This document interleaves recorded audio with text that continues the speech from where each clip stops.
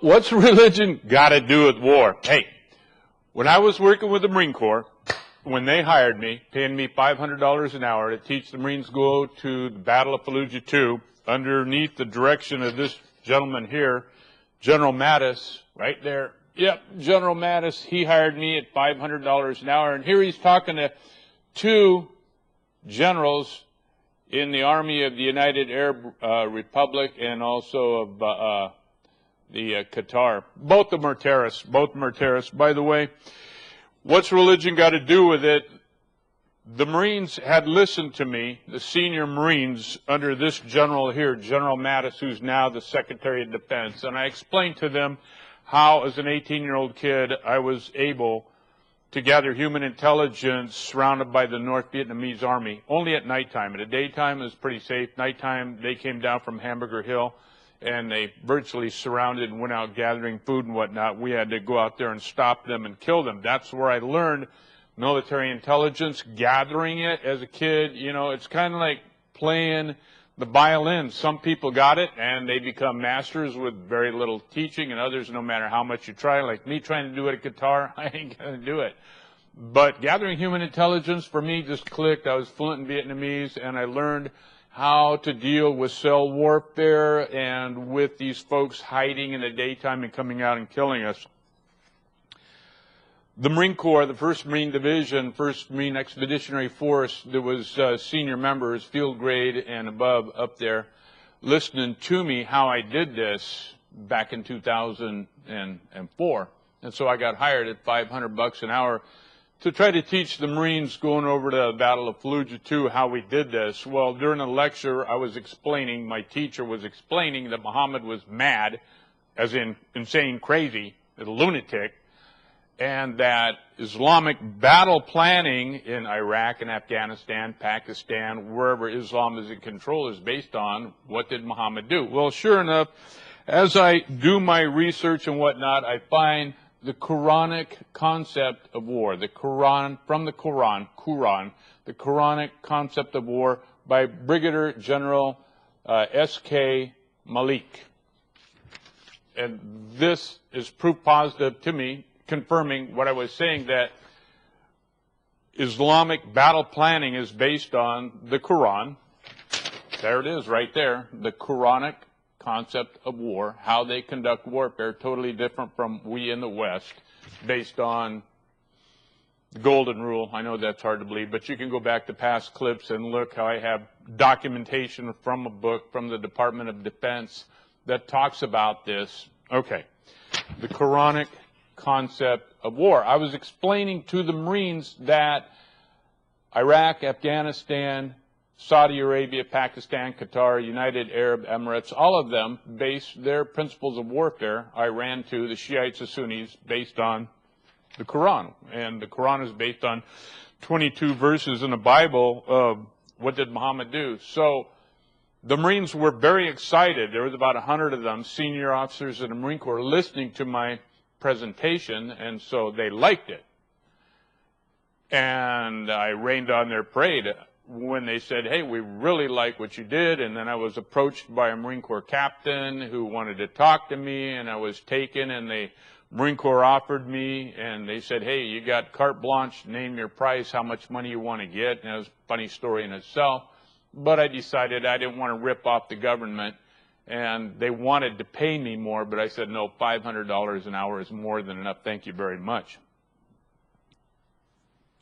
When I told the Marines, hey, what we did in Vietnam working with Buddhists is not going to work in Iraq or Afghanistan. It's not going to work how we gather human intelligence. You're not going to be able to do it in an Islamic community. And the Marines were very frustrated with me. A full colonel, he says, Steve, what do you mean? I said, these guys are Muslims. He said, Muslims? What's religion got to do with warfare? The Quranic concept of war. Now, the guy that hired me, it was his G3 staff, General Mattis. It was his G3 staff that hired me. And in our first lecture, when we were presenting the fact that Muhammad was a madman and the Quran is based on a madman, an insane man, Muhammad, and we gave examples of how he was mad, the Marines went, some of the Marines went crazy, full colonels, went running to Mad Dog Mattis, Secretary of Defense today, and said, hey, this guy Klein, he's crazy, you can't do this. He's saying bad things about Muhammad. I was telling the truth. I was telling the truth. I was merely going to the Quran, the Quranic concept of warfare, and I was going to the Hadith and the Sirah and the Sunnah, and I was proving that you can't trust these guys here, generals of the foreign army. Now, Mattis went in and did a great job in regular warfare in destroying the Iraqis, killing a lot of people, which really pissed these two guys off here, pissed them off big time because they're Muslim. They didn't want their Muslim brothers killed. So United States Marine Corps General James Mattis, Commander, United States Central Command, speaks of Chief of Defense of the Qatar Armed Forces, Lieutenant General Hamad bin Al-Attiyah, and Staff Lieutenant General Hamad Mohammed Thani, Al-Rahmad Thani, Chief of Staff of the United Arab Emirates Armed Forces Kuwaiti National Day Military Parade. This is crazy. This is crazy that we would have an American general, General Mattis, not understand that it's the Quran is their concept of warfare, and that we went in and we did all of these things. So I'm going to give you some examples. Clip number 8. Clip number 8.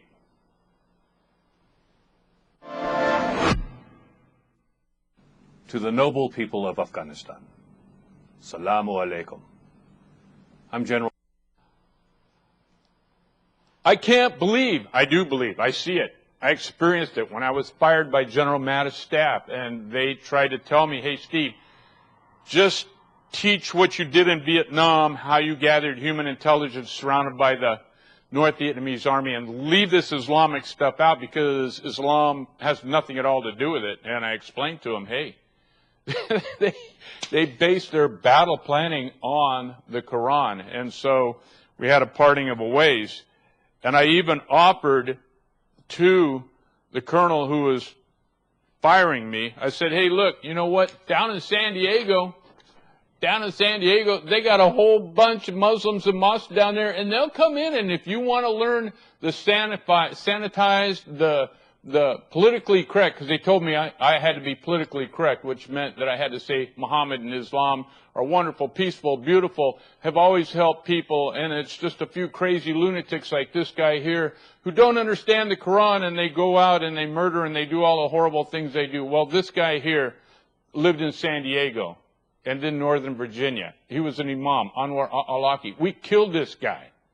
We killed this guy. He took over from Osama bin Laden. He coordinated the 19 guys who flew into the World Trade Center back in 2001, 9/11, 2001. You remember that. 3,000 people killed in New York City, World Trade Center. You know that. You understand that. This guy coordinated it while he was living in San Diego and then later in Northern Virginia.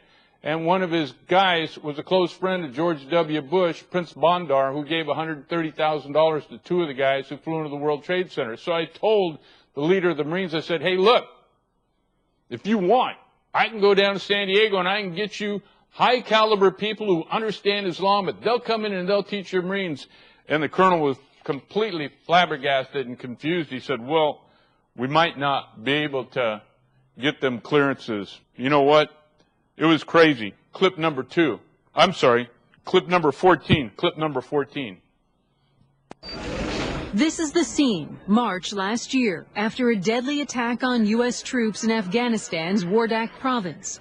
Another insider attack, or green on blue attack as they're called. A man wearing an Afghan security uniform grabbed a heavy machine gun and opened fire.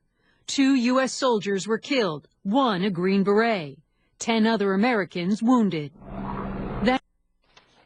So, that general was killed because he refused to believe that Islamic law is based on the concepts of the Quran, the Quranic concept of war. He refused to believe it. Here you got General Mattis again. And here's the guy that's now in charge of our Department of Defense, still thinking that Islam is wonderful and good. They call him the warrior monk because he reads so much, over 5,000 books in his house. Well, my question is, what have you been reading? I know what he's been reading. He's been reading all the propaganda and lies of the Muslim Brotherhood, of these 2 generals, of the people who have infiltrated the Pentagon and Homeland Security, CIA, FBI. the LAPD, LA sheriffs, New York police, the Dallas sheriffs, all of them, all the big countries, or all the big counties, they've all been infiltrated. And sadly, General Mattis, who's very good on regular warfare, giant army versus giant army, but he completely misunderstands cell warfare because he refuses to understand the Quranic concept of war. He absolutely refuses. So that general that was killed over in Afghanistan, it happened because General Mattis, who was commanded by Rumsfeld, who was then Secretary of Defense, who was commanded by George W. Bush, who loves Islam and thinks that the God of Islam is the God of the Bible. It's crazy because people refuse at this level, these guys, General Mattis and all of the generals, that general that was killed by Muslims, refuses to believe that they base warfare on the Quran. The Quranic concept of warfare, they absolutely refuse to believe that. So it goes back, since we can't understand, then these guys here, they have infiltrated, they and their people have infiltrated the Department of Defense, and they have caused all these problems. Clip number 12. Clip number 12. Pakistan's Army Chief of Staff, General Raheel Sharif, visited the U.S. Army National Training Center at Fort Irwin after meeting with Defense Department officials in Washington. This is his first official visit to the U.S. since becoming the Chief of Army Staff in November 2013. The general was briefed on the NTC mission and watched the 3rd Brigade Combat Team, 4th Infantry Division. So he comes to a military base in California, and he operates under the Quranic concept of war. He's being taught by our generals, our people, how our army operates, our infantry operates, and how we go out and gather human intelligence, the weapons we have, our tactics, our strategy. We're given that. We're handing this over to this terrorist guy who operates based on the Quran. And we've gone through this before. The 4 words in Arabic for lying, you got Taqiya, Kitman, Maruna, and Tariya. And this guy is coming in, that clip you just saw there, he is in favor of killing our generals and killing our people because it says in the Quran, chapter 8, verse 60, to wage war, jihad, and terrorize the infidels, which they're doing, and it talks about stealth jihad. It's clearly evident in the history of Islam that they infiltrate and then they take advantage of it. So then you have people like this guy here, gets a clean bill of health from George W. Bush, from Congressman Duncan Hunter, who's only 4 or 5 miles from where his office operates and still operates, from George W. Bush, the Republicans, the Democrats, working in conjunction with this guy, who's the leader of the Muslim Brotherhood in California. And this here means he's a member of the Muslim Brotherhood. This means he supports al-Nusra and also ISIS. His name is Hussam Ayloush, and he is involved in the Quranic concept of warfare, of lying, of doing, lying, the 4 words again, Taqiya, Kitman, Maruna, and Tariya. And our generals and our admirals, our congressmen, General Mattis, Secretary of Defense, meeting with 2 terrorist generals. I call them terrorist generals because they follow the principles of the Quran. And it always ends up in the wrong side for our people. Clip number 4. Religion and the terrible massacre at Fort Hood. We don't know whether religion played any role in the shootings. All we know is that Nidal Malik Hassan is a Muslim who reportedly was unhappy about his forthcoming deployment to Afghanistan. President Obama said today we don't want to jump to any conclusions. Do Arab Americans or American Muslims have reason to fear a backlash right now? Also, How do you spell stupid? Chris Matthews? Hey, Chris, there it is right there, the Quranic concept of warfare. I know right now, I'm going to give it away, it's early 2018. I know right now less than 1% of the people in the United States and the world understand what I'm talking about, don't care, don't want to be involved with it.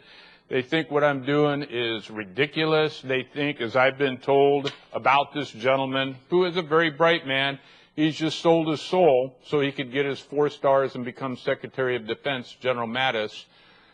And he just refuses to believe that the Quran itself teaches warfare. He doesn't understand the concept of abrogated and abrogator. For example, in the first 4 chapters of the Quran, you have what's called the loving chapters, where it says, no injustice done to Muslims, it goes on, can ever justify the massacre of innocent people, and no act of terror will ever serve the cause of Islam. We repudiate and disassociate ourselves from any Muslim group or individual who goes out and does these horrible things. This is based on the Quranic passage, chapter 4. Now remember, chapter 1, 2, 3, and 4 are the chapters of love and lying, that we love the Christians, we love the infidels, we love the Jews.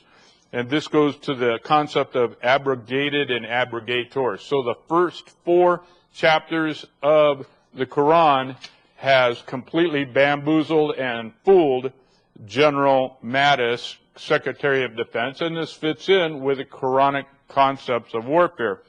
Chapter 4 is what this stuff was based on. A Quranic passage, 4:135, then follows to establish that this is not just Council on American Islamic Relations view, which is Muslim Brotherhood.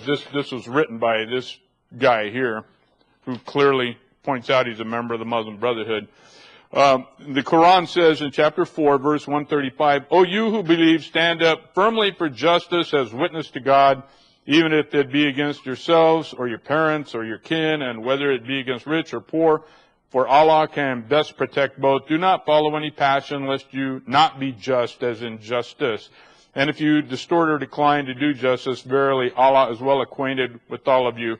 And then what happens later on, all of the chapters after chapter 4. So the first 4 are all done with Taqiyya, Kitman, Maruna, and Tariya lying that Islam is good and wonderful and great, and just, boy, can't we all just get along? Oh, yeah, we love the infidel.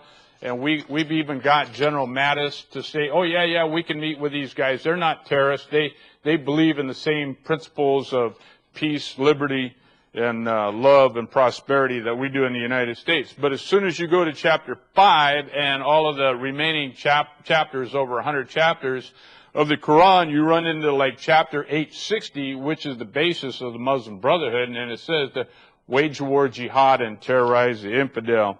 All right. Clip number 3. The Prophet has commanded us to rule the world. Where in all your land of Spain is the glory of Allah? When men speak of you, they speak of poets, music makers, doctors, scientists. Where are your warriors? You dare call yourselves sons of the Prophet? You have become women. Burn your books. Make warriors of your poets. Let your doctors invent new poisons for our arrows. Let your scientists invent new war machines. And then, kill. Burn. Infidels live on your frontiers. Encourage them to kill each other. And when they are weak and torn, I will sweep up from Africa. And thus the empire of the one God, the true God Allah, Allah is the one God, will spread. First, across Spain. Then, across Europe. Then, the whole world.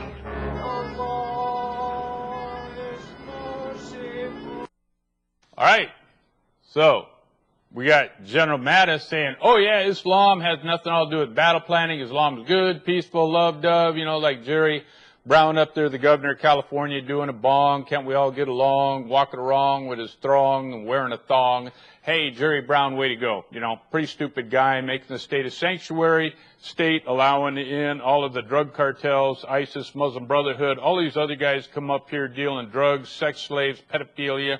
It's all linked together, and it's all linked together to do one thing, and that is to get money. The death knell of every republic is foreign money. So the dollar, the euro, the yen, and the pound all are being pounded so that they can come in and take over America. That's what it's all about.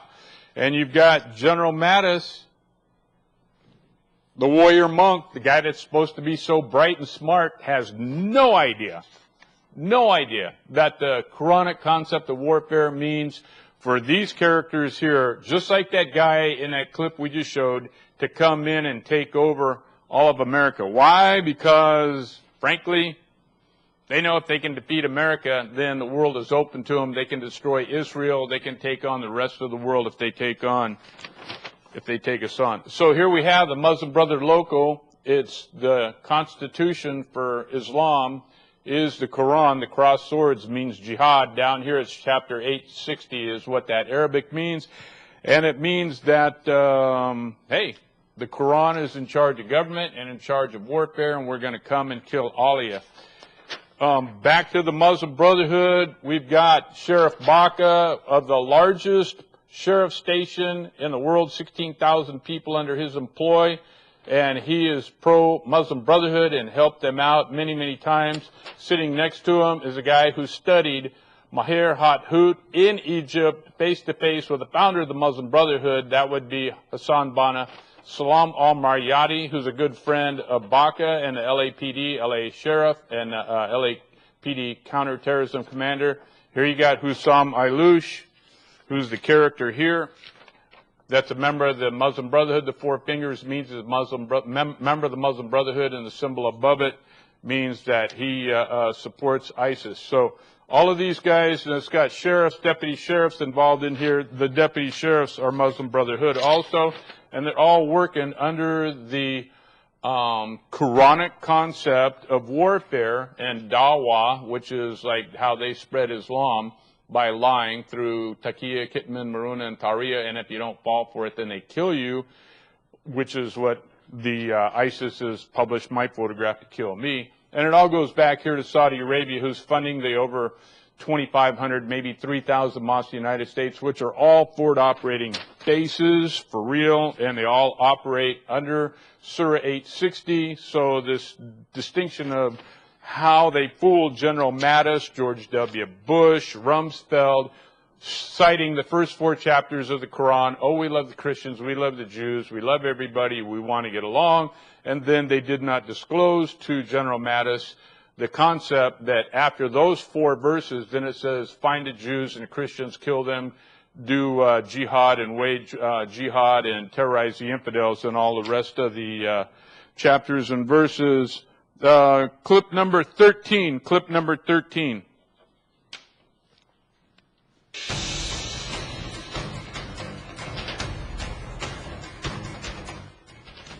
ISPR के मुताबिक बरतानवी फौज के सरबराह general sir Nicholas Patrick Carter ने GHQ में army chief general Raheel Sharif से मुलाकात की। मुलाकात में खित्ते की सूरत हाल और दहशतगर्दी के खिलाफ जंग के अमूर पर तबादला। So again, you got the Quranic concepts of war. You got the British there with Muslim army. I can't remember if it's Pakistan or Afghanistan, but they both, all of the 57 Muslim countries, base their warfare and their how they do their military based on jihad, both the inner struggle and to go out and kill. That inner struggle is just a red herring to distract us, because it eventually, when we don't believe in the inner struggle, then they say, oh, fine, you don't believe us anymore, we'll just kill you. So it always leads to the death and destruction, and they kill you. They fooled everybody in that again. And I'm going to show again this concept that religion played no part in the Fort Hood massacre, when the Marines said to me, Steve, what does Islam, what does religion have to do with warfare? Clip number 4 again, clip number 4. Religion and the terrible massacre at Fort Hood. We don't know whether religion played any role in the shootings. All we know is that Nidal Malik Hassan is a Muslim who reportedly was unhappy about his forthcoming deployment to Afghanistan. President Obama said today we don't want to jump to any conclusions. Do Arab Americans or American Muslims have reason to fear a backlash right now? Also, so again, now, I met this guy here, Musamil Siddiqui. I met him. He's the leader, past leader of the whole Muslim Brotherhood. De facto, he still is. He's out of Garden Grove, maybe 25 miles from where I am right now. I've met him three times. Very quiet, very bright, very intelligent, very, very dangerous man. Do I consider him a terrorist? I consider him the leader of all the terrorists in the United States, and he is very, very clever on the Quranic concept of warfare. And he's very, very clever on that concept, where he uses the first 4 chapters of the Quran to say, we love you, but he also implements and coordinates and has all of his people networked based on the other chapters, the abrogated and the abrogator of the chapters of the Quran, which tells people to go out and wage war and terrorize the infidel. This guy here, Salam al-Mariyati, is good buddies with these very dangerous people. And it always comes back. It always comes back. All of the Muslim groups that are at war always use this as a shahada. There's only one God, Allah, and Muhammad is his messenger, which basically means we're coming to get you. It's all based on the Quranic concept of war, which General Mattis, General Allen, the guy that said Salam al-Malaikum to the noble people of Afghanistan. What a bunch of nonsense. So we have all of the flags are all doing the same thing. And we have the L.A. commander for counterterrorism, Michael Downing, second in command of the LAPD, working with known Muslim Brotherhood, Salam al-Mariyati.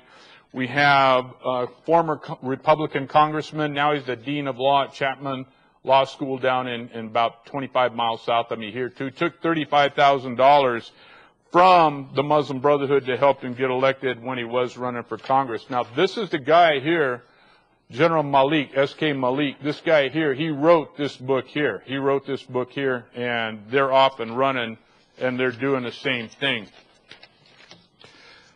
I know we're running out of time, so I'll go back to some. Well, here we got a picture. There's Muhammad right here with his 2 women. He's going to kill you. Muhammad with a sword, he's going to kill you. Louis Farrakhan of the Nation of Islam, he's got the Quran. He understands. He's going to kill you. Here's Obama with Louis Farrakhan, Nation of Islam, who calls us white devils and you got to kill us and do everything. There's Louis Farrakhan. He still says you got to kill us. From the halls of Montezuma to the shores of Tripoli, Thomas Jefferson versus General Allen. Now, General Allen is the guy that you saw earlier, said to the noble people of Afghanistan, Salam alaikum. It's interesting to me that we, the Marine Corps, which I used to be a Marine Corps officer, we started off with the halls of Montezuma to the shores of Tripoli, fighting and killing the Muslims and leathernecks. Marines are called leathernecks because our uniform, back when we were fighting the Barbary pirates in the Mediterranean seas, the Muslims were using swords and hacking off their heads, and that's out of the Quran, to smite their heads, to chop off their heads, which all goes to the Quranic concept of warfare, which General Mattis clearly does not understand, doesn't care about, because he only wants to get his promotion. So you got Takia, Kitman, Maruna, and Tariya all together out there. Here you got the general, Army General John Nicholson, and he was out and he was working with the Pakistanis, and they asked him, hey, have they got any better? He says, no, they haven't got any better. This is very interesting. Here's the same guy, General Nicholson, and the commander-in-chief of the Pakistani army. And down here you got the Shahada, which is there's only one Allah, and Muhammad is his messenger, the Shahada. And here they got the crossed swords, and they got the crescent moon, and they got the star for the Defense Department in Pakistan. And yet the Marines were asking me, what's religion got to do with war? What's the Quran got to do with the concepts of warfare? Well, this is how they operate. This is how they're conquering us. It goes on and on and on. Here's a picture again of the Pakistan Military Defense logo with the crescent moon. Down here you got the Shahada, and this is all woven together. Again, now you had Thomas Jefferson. He was the first United States president to tell the Muslim pirates to go to hell by ending millions in tribute being paid to them and sending warships to punish their treachery, which the Marines did. And that's in from the halls of Montezuma to the shores of Tripoli. And there you have the Marines there and the Navy fighting in that war. So clip number 6. Clip number 6. Spirit behind this holiday reminds us that Islam brings hope and comfort to millions of people in my country and to more than 1 billion people worldwide. Ramadan is also an occasion to remember that Islam gave birth to a rich civilization of learning that has benefited mankind. Here in the United States, Muslims have made many contributions in business, science, law, medicine, education, and other fields. Muslim members of our armed forces and of my administration are serving their fellow Americans with distinction, upholding our nation's ideals of liberty and justice in a world at peace. Laura joins me in sending our best wishes to Muslims across America and throughout the world for a joyous holiday. May the blessings you receive during this Ramadan be with you in the year ahead. We're done. There you go. You got the guy that wrote it, the Quranic concept of warfare. There it is. And General Mattis absolutely refuses to understand it. Good night.